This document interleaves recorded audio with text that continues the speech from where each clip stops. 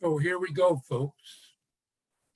Um, are there questions that arise from the last lecture? Questions as to the details, or questions about the details, the syllabus, etc.?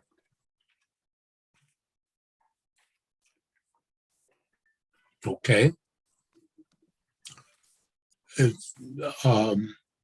I note that the library is opened up.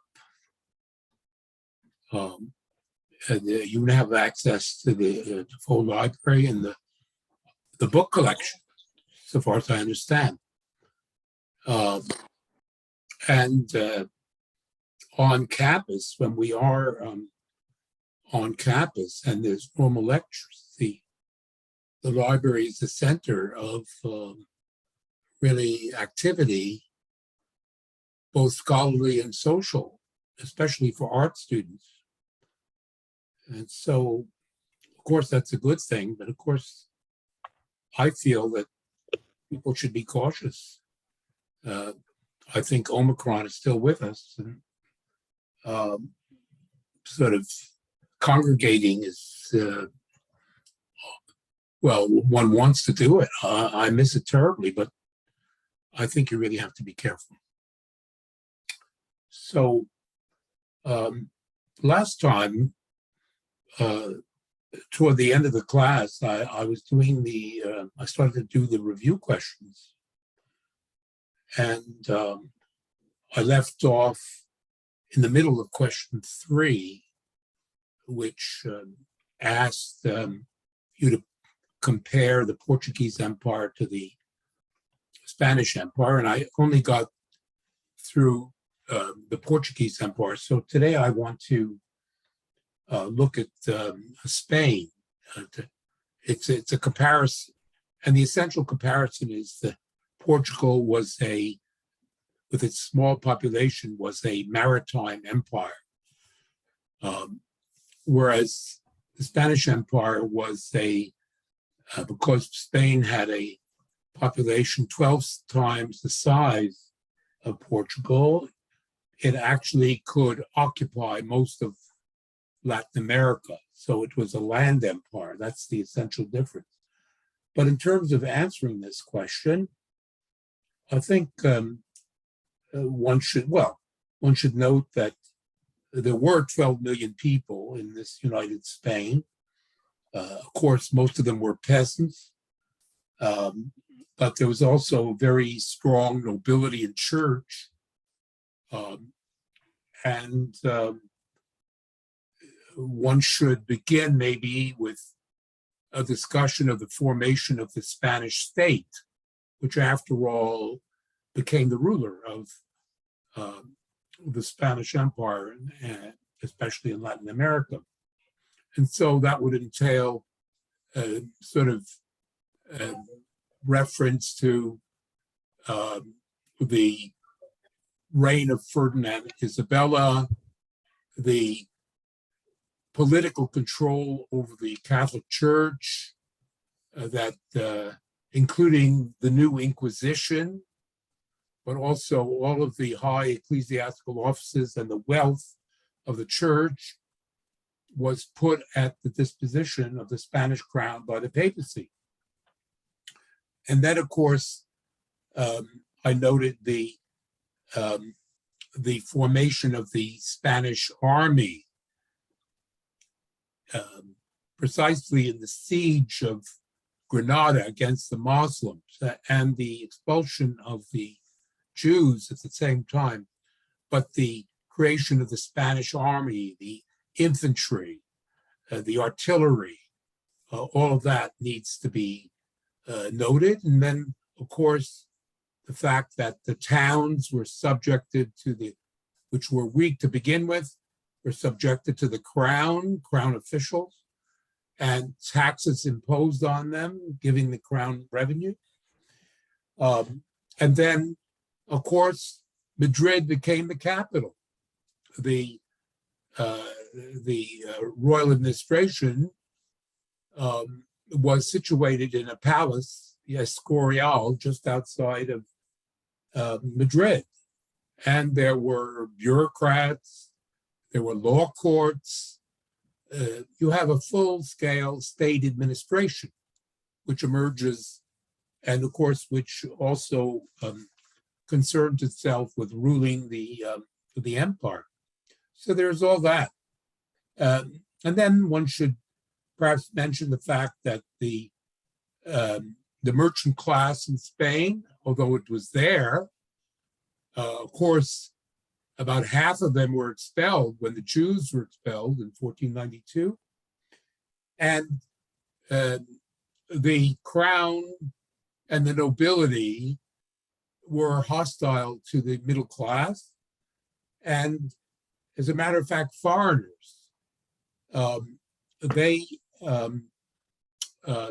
Italians, the Genoese, were the dominant merchants and financial administrators of the Spanish state through most of the 16th century. So the consolidation of the Spanish state, and then I would end off by talking about how after the conquest, you don't have to mention much about the conquest, but you should say something about the way the setup in Latin America, the encomienda system, the haciendas, the fact that you have this racially based hierarchy, the peninsulares, who are the ruling elite. Below them, there are the criollas, and then come the mestizos, then the indigenous and the Black population. And essentially, this was a sort of an exploitive mechanism, because most of the wealth ended up in Europe. Okay, that would be the answer to, well, it's a comparison of these, the Portuguese and Spanish Empire. Is there any question that arises from this review? So you do, now this is all recorded, and you should reference it in terms of studying these review questions for the final exam. Are there any questions? Okay, I want to do another question. I want to do one more review question before we go back to the narrative. And that is, Spaniards destroy, this is question 4, or the Spaniards destroy the Aztec and Inca empires with surprising ease. How is this possible? Well, I think one would appropriately begin by noting the fact that the number of Spanish soldiers actually involved in these initial conquests were limited.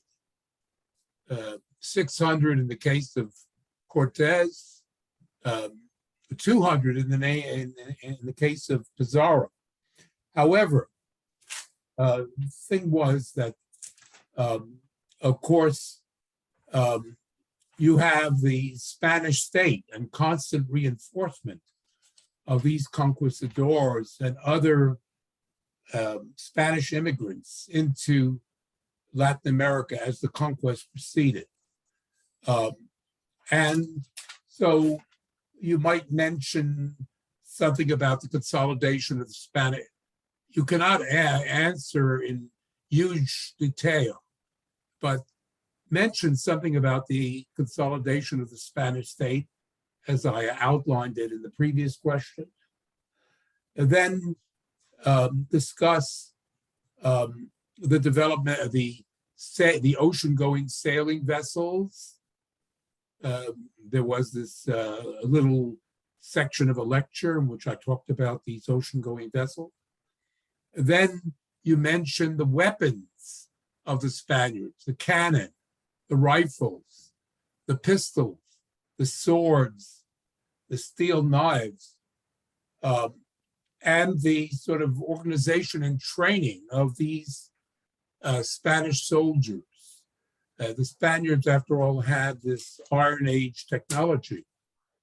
And with that went a certain level of organization, which the Aztecs and the Incas did not have. Now, That's so the Spaniards were strong. But as I said before, there were so many indigenous in the Aztec and Inca Empire. So why were they too weak to defend? Well, one should begin by saying, well, the Aztecs and Incas were living in the Bronze Age, not in the Iron Age. They didn't have these weapons. And the second thing one should say, yet on the other hand, the Aztec and Inca empires were civilizations. Remember, I defined civilization: agricultural surpluses, ruling classes, a state structure, organized religion, monumental architecture, writing, calendars. They had all of this. But they were in the Bronze Age. Secondly, the Aztecs were essentially a ruling class dominating large numbers of alienated indigenous people for obvious reasons. They were basically exploiting them and indeed killing their young people in human sacrifice. One notes finally that so that there were these divisions, and many indigenous joined Cortez, joined the Spaniards against the Aztecs. Likewise, in the case of the Incas, there were all these divisions, dominated tribes. There were also dynastic rivalries between the different groups, the elite in the Inca Empire. And I guess the last point is the European diseases and the drastic decline in population that occurred during the 16th century, which made it very difficult for the indigenous to resist. Are there any questions about this these two review questions? Okay. I think I'll turn now back to the narrative, to the lecture, where basically leading up to the next review question, which deals with the Empire of Charles V, and we'll deal with that in due course. So I think when I was dealing with incidentally, I wanted to say something about your submission. I'll try to get them back to you in relatively short order. But I want you to understand that, yes, this is a Mickey Mouse assignment, but you did have to actually, in terms of doing it, you had to carefully, you should have carefully sort of tried to understand what capitalism really is. And if you did that, you're ahead of 99% of the Canadian population, including many professors, as a matter of fact. The word capitalism is thrown around in all kinds of ways, but it has a precise meaning, and I hope that you've sort of understood that, because it opens the door for you in terms of your future studies, whether they're in the humanities and the languages or in the social sciences. Understanding what capitalism is all about is critically important to an understanding of all of the disciplines. So, so much for that. So, the last time the last lecture, I was talking about the vast and continuous flow of treasure from the New World into the hands of the Spaniards and further into the hands of the Europeans, which of course opened up the Asian trade and so on and created a world economy. But more specifically, with respect to the Spaniards, the Spanish state, no sooner did the treasure arrived from Cuba, then the Spanish government, basically as a tax, took 20% of all the gold and silver, became the revenues of the Spanish state. So in addition to whatever the Spanish bureaucracy could collect in the way of taxes in Spain, and by the way, because of their power, the Spanish state, Spanish monarchy was able to collect taxes from the Italians, who they conquered, and also in the Netherlands and in parts of Germany. So the revenues of the Spanish crown were very considerable. And of course, that gave them the resources combined with their army to basically politically dominate Europe until the middle of the 17th century. So Spain was the great political power in Europe. But as a matter of fact, the final beneficiaries of the exploitation of Latin America, including all of this money, were not the Spaniards. No, it was the merchants and bankers of Genoa in the first place, but gradually more and more, Antwerp in the Netherlands, Lyon in France, Amsterdam, and ultimately London and Paris, who were the ultimate beneficiaries of all of this treasure. The flow of money, if you chart the flow of money, yes, it starts in Latin America, it proceeds into Spain, but ultimately it is the merchant and bankers and manufacturers from Northern Europe, who are the ultimate beneficiaries. It is Northern Europe rather than Southern Europe which becomes the center of this emerging capitalism that we're speaking about. And why is that? How did that happen? Well, just a second. Yeah, so you have a question there? Sorry. Well, think of bankers today. Right, yeah, it's all listed in the email. Are there any questions? Yeah, does that read okay for you? Basically, there AD is speaking. every morning. Stop speaking. So that would be, I would say that would be early in the morning, and then it would take about an hour or so.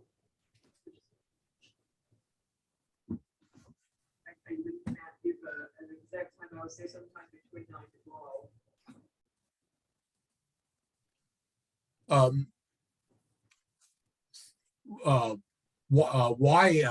How did it happen that the money flowed to Northern Europe into the hands of these merchants and bankers?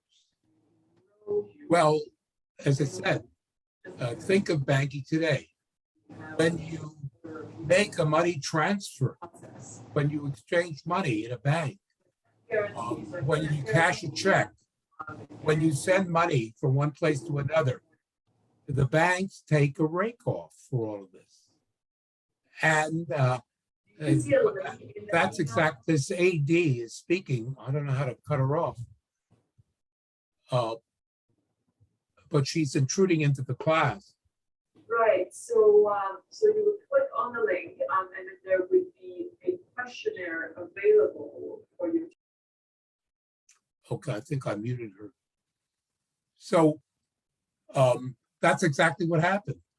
The Spaniards, who politically were involving themselves in Italy, were involving themselves in Germany, were involving themselves in the Netherlands, all over Europe because of their political interests, they needed these bankers.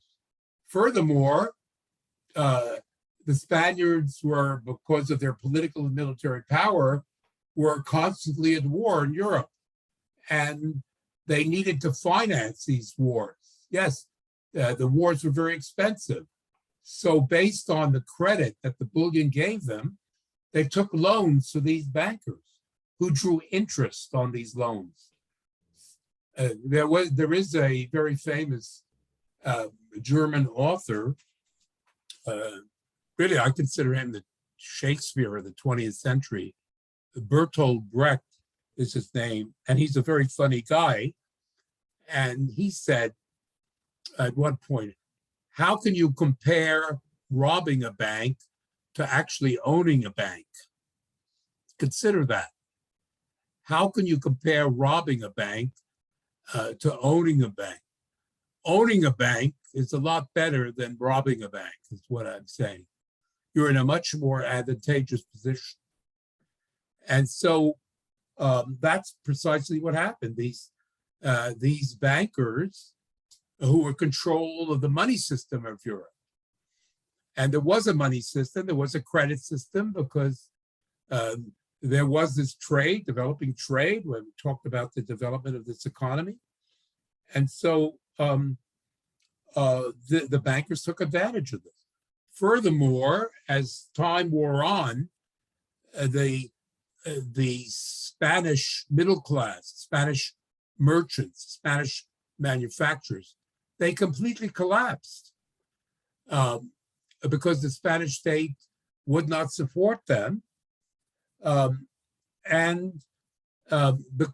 Furthermore, the quality of merchandise produced in Germany and in the Netherlands and ultimately in England was way superior to that produced in Spain. And so essentially manufacturers were all imported from Northern Europe by the Spaniards, and the sort of real economy tended to wither. And these Northern Europeans, they ultimately realized the profit through these credit operations, these exchange operations, and by selling this superior merchandise, the major beneficiaries of the import of this money went to Northern Europe, the merchants, the manufacturers, and bankers. Now, this process, it already began at the beginning of the 16th century, but it gradually grew stronger and stronger. And the question arises, well, didn't the Spanish kings of the 16th century and early 17th century, and their advisors, after all, they were not stupid, they knew this was going on. So why did they allow it? Why did the Spaniards? They invested in their political power and their military power, but they did not invest in the real economy, in the real economy. So why did they believe it? Well, first of all, they thought that the gold and silver in Latin America would never run out, that it would go on forever. This money would always be available. And so they were short-sighted in this respect. And ultimately, of course, as we'll see, it ultimately did run out. But it was also, the second factor is important. Now, I told you, for example, that the Jews, the middle class, half the middle class in Spain were driven out. The people who were driving them out were essentially the church and the nobility.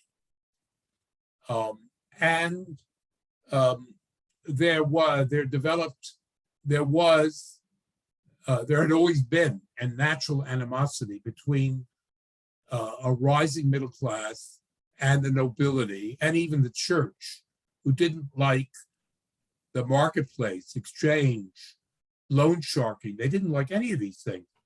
And so there was a kind of contempt for the middle class.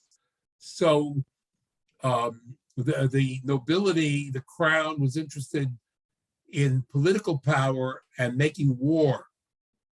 And so there was a lack of interest in supporting the middle class.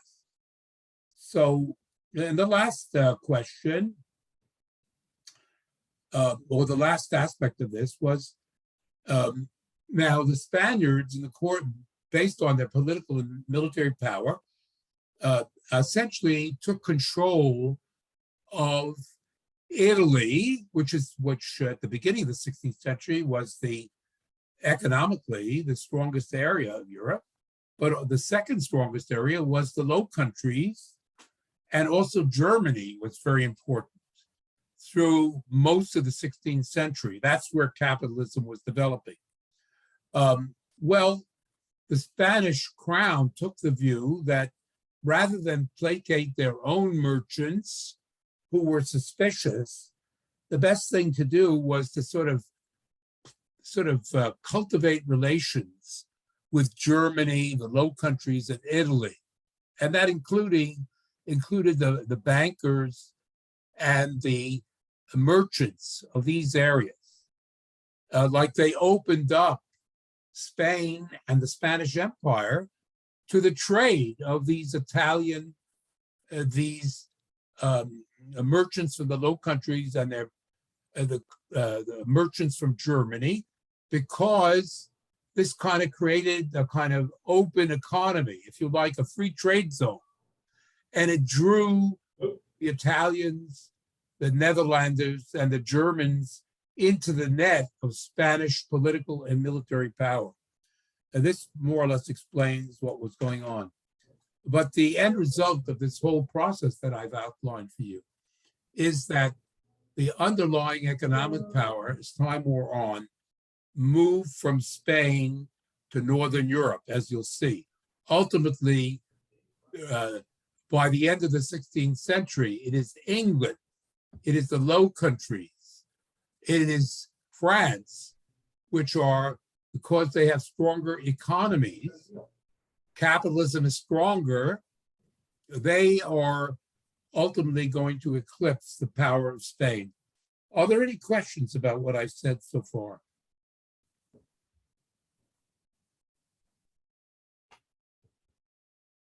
Okay. So now I want to talk. We've talked a lot about the economy here and so on, but we need to talk about politics more. And so what I'm going to be doing here is I'm going to be talking about the development, accompanying the development of capitalism in the 16th century, is the emergence of the territorial state. Now, I already outlined for you, by describing the reign of Ferdinand and Isabella, the consolidation of the Spanish state. But one has to understand that simultaneously with the consolidation of the Spanish state, two other large territorial states, large and rival territorial states, emerged at the beginning of the 16th century. Those states were France and England. So there were other territorial states as well, but these are the three main players. There was Spain, there was France, and there was England. And I would say at the beginning of the 16th century, England was a third in this trinity. It was Spain was the most powerful, France was next, and then came England. And we will begin by a kind of sort of indirection in a way, because in order to understand this, we have to understand that the power of Spain found expression. We saw Ferdinand and Isabella, but their grandson, not their son, their son, but their grandson, Charles V, that's the name I'll give him, he became Charles, King of Spain. And as a result of that, he, of course, inherited this powerful Spanish state. But at the same time, through a series of what we call marriages and dynastic arrangements, this single individual became, simultaneously with being King of Spain, let me find, 1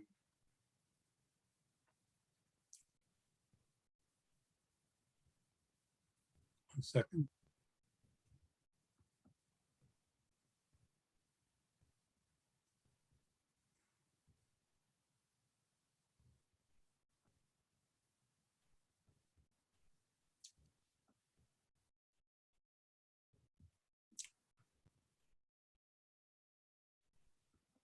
Here we go.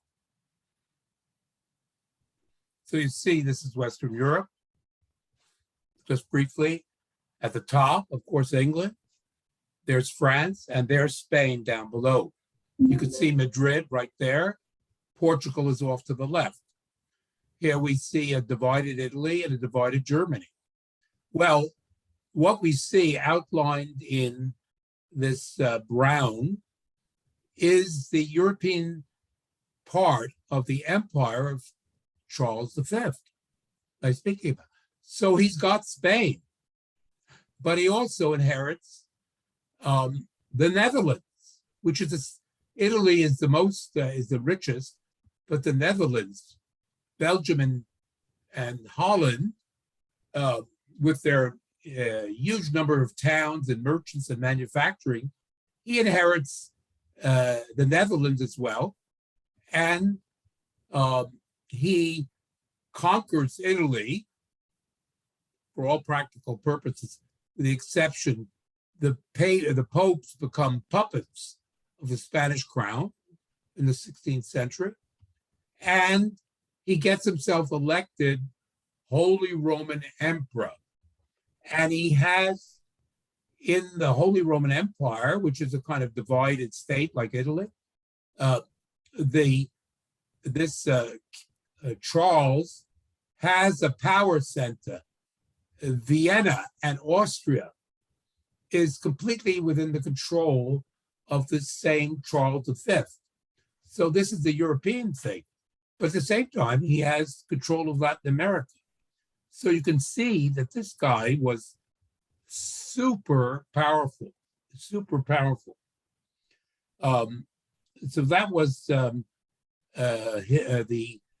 what we can call, based on Spain and the consolidated Spanish state, Charles V, who rules through the first part of the 16th century, controls most of Europe and Latin America. This is vast. Charles V had these grandiose ideas. Well, I'm the King of Spain, but I'm also he got the title Holy Roman Emperor. And based on his reading and his advisors, he got this idea that I am going to recreate the Roman Empire. His ambition was nothing less to unify the whole of Europe and Latin America into a new Roman Empire. And of course, we could say right away that of course would mean that France and England would be basically subordinated to this Holy Roman Empire. Now, the first 50, 60 years of the 16th century were basically the struggle of Charles V to basically consolidate this empire and the attempt on the part of France and England to resist this domination by the King of Spain, the so-called Holy Roman Empire. I just want to see if I can bring up, there's a remarkable statue that's, you can see.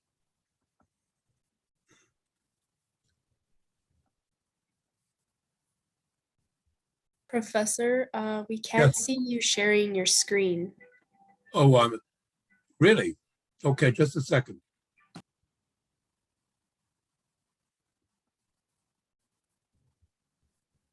I think really, just a second. Let me.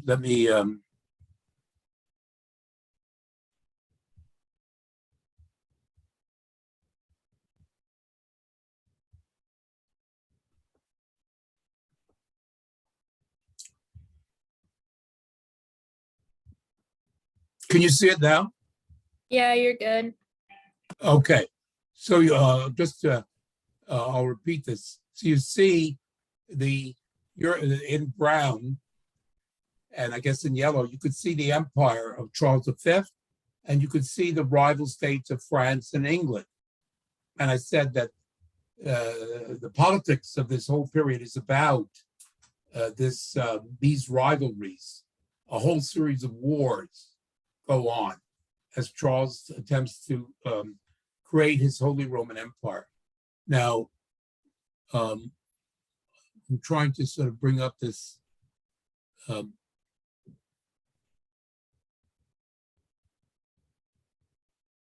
Yes, here it is.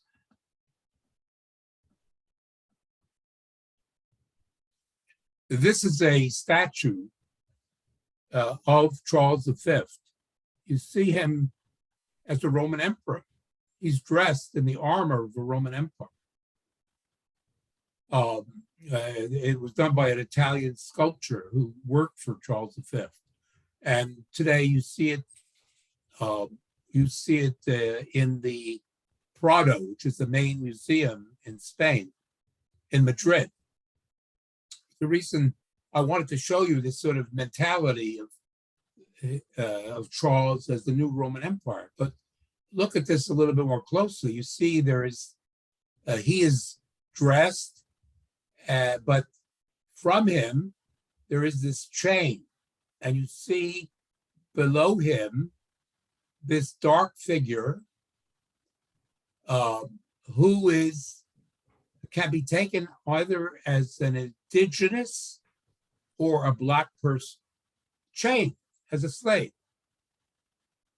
And this gives you an idea of the mentality of the Spaniards, because Charles had that mentality. He lived in Madrid. And it's actually remarkable and I don't have the opportunity because of course, it's difficult with this long distance learning, but the iconography, the pictures, the statues of this period are very interesting because they give you a real insight into the consciousness, into the mentality of people at this time. And this is a sort of an example of what I'm talking about. Any questions about what I've said? Now, you could see this, the King of England, the King of France was struggling against this guy, but Charles, despite his great power, he ran into trouble. By the end of his reign, he was utterly exhausted because, as it turned out, the King of France in particular mounted a whole series of wars to basically preserve the independence of the Kingdom of France. And ultimately, he was joined by the King of England, resisting the power of Charles. Secondly, to the east, as we'll see, there was another rising power which contested the power of Charles V. And that was the great power of the emerging Islamic Ottoman Empire. A whole series of wars, ferocious wars by Charles against the Ottoman Empire. And finally, internally, Charles in Germany faced a major problem, a major religious problem developed for Charles. Charles, of course, was an ardent Catholic. So can anybody tell me what that problem, which would have emerged for Charles V in Germany in the 16th century? Anybody have a sense of what this problem was?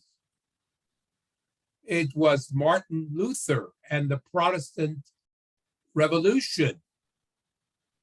Suddenly, out of nowhere, a huge revolt against certainly the Catholic Church, which of course, Charles being a Spanish king, that was his religion.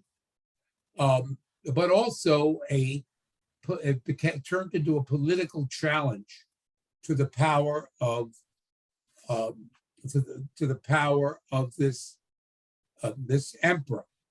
So now I want to, having sort of outlined this, I want to deal with the next review question, because specifically the next review question, we've done the questions that deal with the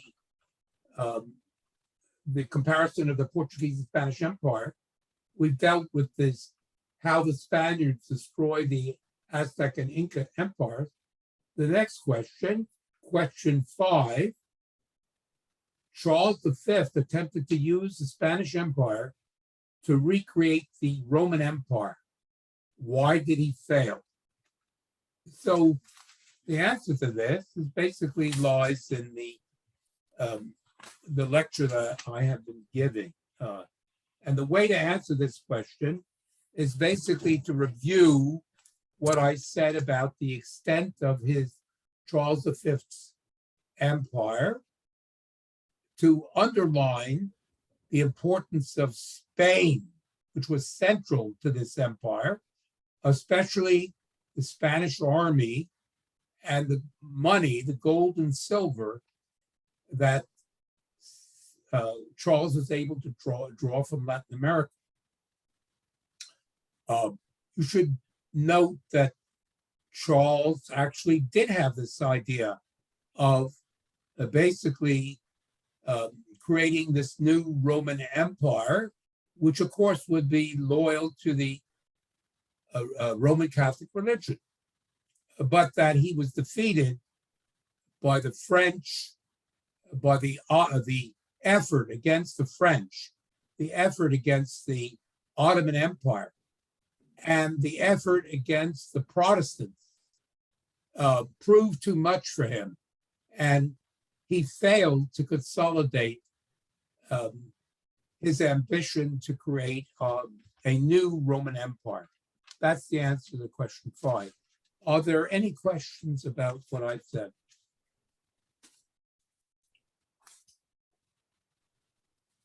So now, in concluding this lecture, I want to say a little bit more about the French and the English state, because we dealt a lot with Spain. So I want to turn to the other territorial states to say a little bit more about them. Now, in many ways, the consolidation of the French territorial state and the English territorial state parallels what happened in Spain under Ferdinand and Isabella at the end of the 15th century. Well, at the end of the 15th century, beginning of the 16th century, more or less the same process was going on in France and England as was happening in Spain. Now, just like in Spain, the problem was the anarchy and violence of the nobles. based on the Middle Ages, as I explained, the nobles ran wild, and especially toward the end of the Middle Ages. All over Europe, the nobility was completely out of control. In Spain, well, Germany, it didn't matter, everywhere. And certainly in France and England.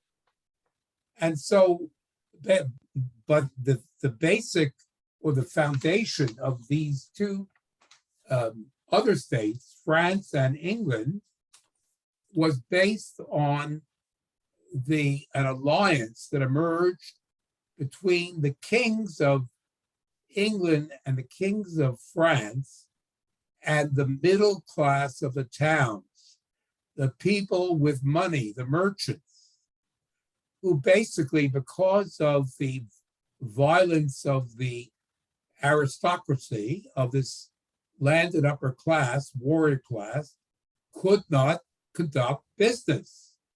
It's impossible to trade and make money in the face of this violence. And so what happened was basically an alliance between the French and English middle class of the towns, the merchants, the emerging manufacturers, made deals. And the essential alliance in France was basically that the middle class agreed to allow the king of France, to collect permanent taxes, permanent sales taxes, income taxes, in order for the king to have the money to raise royal military forces, which could suppress the violence of the middle class, of the upper class. And so that's what happened in France. The middle class conceded permanent taxes, and the king of France proceeded to create a standing permanent army which could suppress and control the violence of the nobles. Now, the same thing happened in England, but in a slightly different way, which proved important. Because in France, the middle class essentially conceded permanent taxes. Well, in England, it didn't operate that way. There was in England a special institution known as the Parliament, and in particular, what was called the House of Commons in Parliament. And instead of the taxes being voted permanently, as in France, no, the Parliament, the House of Commons in particular, basically voted annual subsidies to the monarchy. Now, this was important because in France, the concession of permanent taxes by the middle class basically led, as in Spain, to the creation of an all-powerful state that was essentially responsible to nobody. The king became absolute in Spain, likewise in England. But in England, no. The House of Commons gradually came to limit the power of the English king. And England became a very powerful state, but it evolved, as you'll see, into a constitutional monarchy. So to conclude, we can say that, yes, there is this common, in all of these states, there is a royal bureaucracy, there are law courts, there is more or less standing military power. There is the church, but as in Spain, comes under the control of the state.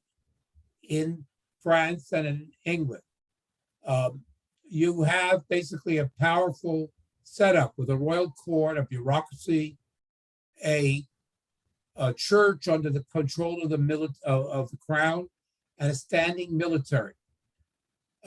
There are variations. Spain is different from England England is different from France, but essentially the same process. And this becomes the foundation for the organization of European politics from this point onwards. And the rivalry between these states is the second, along with the development of capitalism, are the essential characteristics of European history from the 16th century onwards. So this concludes this lecture, and we'll resume in the next class.